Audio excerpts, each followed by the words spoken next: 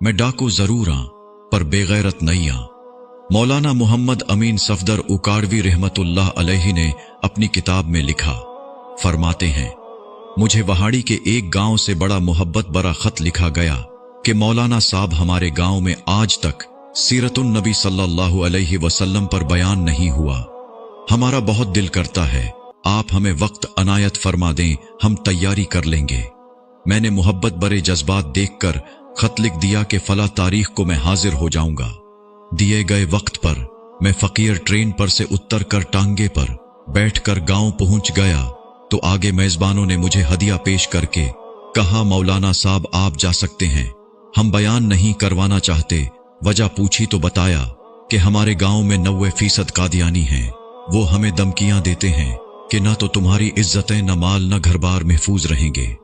अगर सीरतुन नबी सल्लल्लाहु अलैहि वसल्लम पर बयान करवाया तो मौलाना साहब हम कमजोर हैं, गरीब हैं, तादाद में भी कम हैं, इसलिए हम नहीं कर सकते।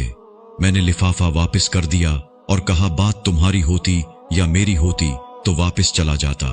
बात मदीने वाले आका सल्लल्लाहु अलैहि वसल्लम की इज्जत की आ गई है, अब बयान होगा, जरूर होगा। वो घबरा गए कि हजरत आप तो चले जाएंगे, मसला तो हमारे लिए होगा। मैंने कहा, इस गांव के आसपास कोई डंडे वाला यानी बासर या गुंडा है। उन्होंने बताया कि गांव से कुछ दूर नूरा डाकू रहता है, पूरा इलाका उससे डरता है। मैंने कहा, चलो मुझे ले चलो नूरे के पास। जब हम नूरे के डेरे पर पहुंचे, देखकर नूरा बोला, अज खैर है, मौलवी कीवे आ गए ने।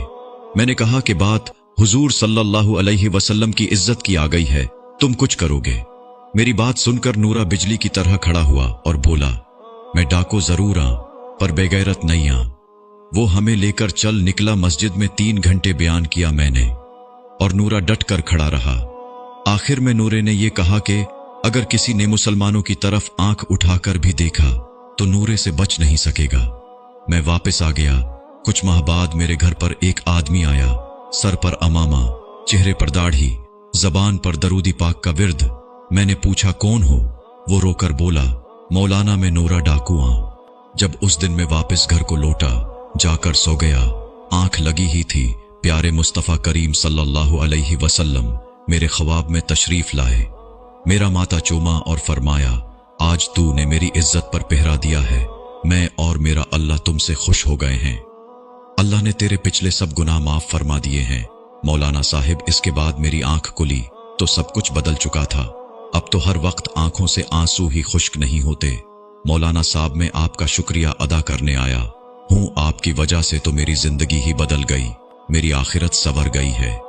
ए मेरे प्यारे अल्लाह, जो शख्स भी इस वीडियो को शेयर कर रहा है उसको हुजूर सल्लल्लाहु अलैहि वसल्लम की ख्वाब में जियारत और क़यामत के दिन शफाअत नसीब फरमा। आमीन।